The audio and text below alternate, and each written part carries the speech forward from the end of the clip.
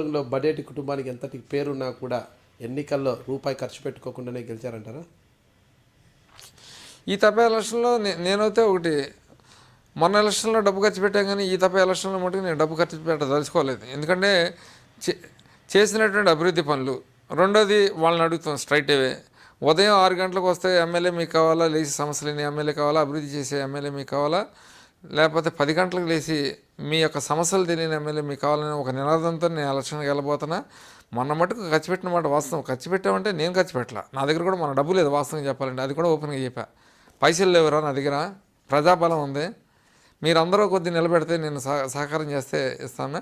కానీ కొంతమంది నా వెనకాల ఉన్నటువంటి మనుషులు డబ్బులు లేకపోతే ఓడిపోతామని భయపడి వాళ్ళు పంచాయతీ నేను ఎక్కడా బెదర్లా చెదర్లా, నేను ఒక నమ్మకంతో ముందుకు పోయా. నువ్వు ఉన్న వాస్తవాలు ప్రజలకు వివరించా.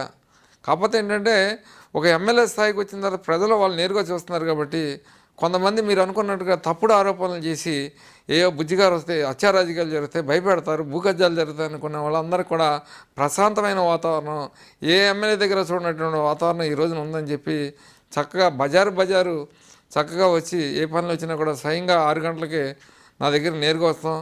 మీరు ఏ రకంగా వచ్చారో అలా బెడ్రూమ్లో పాటు వచ్చే వ్యక్తులు సుమారు 2-3 వేల మంది ఉన్నారు. పొద్దున 6 గంటలైనా కూడా ఏంటన్నా వచ్చే వ్యక్తులు ఉన్నారు. ఆ రకంగా ప్రజల కొరకు ప్రజాసేవలో నిరంతరం చేసుకుంటూ ఏదైతే నా తాతండ్రులు ఈ యొక్క రాజకీయ వారసత్వాన్ని ఇచ్చారో దాన్ని ముందుకు తీసుకెళ్తానని మరొకసారి మీ యొక్క అభివృద్ధి మాట ఎలా ఉన్నా కూడా నగరంలో పారిశుద్ధ్య విషయంలో చాలా పారిశుద్ధ్యం లోపిస్తుంది. అండర్గ్రౌండ్ డ్రైనేజ్ సరిగా లేదు. అండర్గ్రౌండ్ డ్రైనేజ్ పరిస్థితి ఏమిటంటారు? నేను చెప్తున్నా కదండి, ఏలూరు పట్టణం సంబంధించి పూర్తి అవగాహన నాకు ఉంది. అండర్ డ్రైనేజ్ అనేది ఏలూరుకి సక్సెస్ అవ్వదు.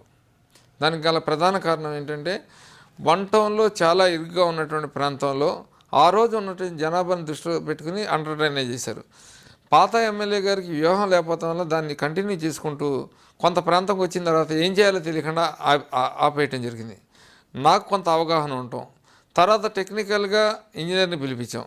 ఎంతవరకు పాసిబిలిటీ అంటే అండర్ డ్రైనేజ్ అంతవరకు తీసుకెళ్తాం. మిగతా ప్రాంతాన్ని లిఫ్ట్ పెట్టినా కూడా డెడ్ ఎండ్ పాయింట్స్ ఎతికి ఆ యొక్క డ్రైనేజ్ వ్యవస్థ మీద సుమారు ఈ సంవత్సరంలో 20 కోట్ల రూపాయలు పెట్టి డ్రైనేజ్ అన్నీ కూడా ఆధునీకరణ చేయడం జరిగింది. ఎక్కడా కూడా నీరు వస్తే ఎక్కడ కూడా బ్లాక్ అవ్వకుండా, ఇంతకుముందు పడవల్లాగా వాటర్ వస్తే పెద్ద వర్షం వస్తే పడవల్లాగా వేసుకుని వెళ్ళే పరిస్థితి పోయి ఈరోజు డ్రైనేజ్ సిస్టమ్ అంతా అంచెల వారిగా అన్నీ కూడా చేసుకుని రావడం జరిగింది.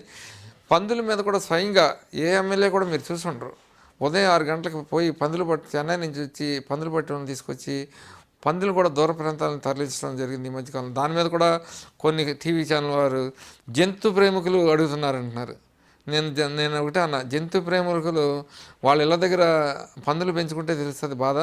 నాకు మనుషుల పందుల మీద కోపం లేదు, పందులు పెంచుకునే వాళ్ళ మీద కోపం లేదు, కానీ పందులు ఊరి చివర పెంచుకుంటే నాకు అభ్యంతరం లేదన్నా. నేను 4-5 సార్లు ఉక్కుపాదం పెట్టేటప్పటికి మొన్నే జనవరి 1 తారీఖున వస్తే వాళ్ళు 2 నెలల టైం అడిగారు. అన్న మీరు దూర ప్రాంతాల్లో పెంచుకుంటే మీకు బ్యాంక్ లోన్స్ ఇస్తాను, మీరు ఉండటానికి కావాలంటే 8లో నట్స్ వేసుకుని పెంచుకోండి, జనం మధ్యలో ఉంటే వాళ్ళకి మెదడు వ్యాధి వచ్చి పిల్లలు చనిపోతున్నారు, అంతే తప్పితే మీ మీద మీ వృత్తి మీద నాకు కోపం లేదని చెప్పి వాళ్ళు కూడా అంగీకారం, ఒక సెటిల్మెంట్ జరిగిందని కూడా ఈ సందర్భంగా తెలియజేస్తున్నాను. నేను బడేటి బుజ్జిని, తెలుగుదేశం పార్టీ ఏలూరు శాసనసభ్యుడిని. మీరు చూసింది ఐ డ్రీమ్ మీడియాని.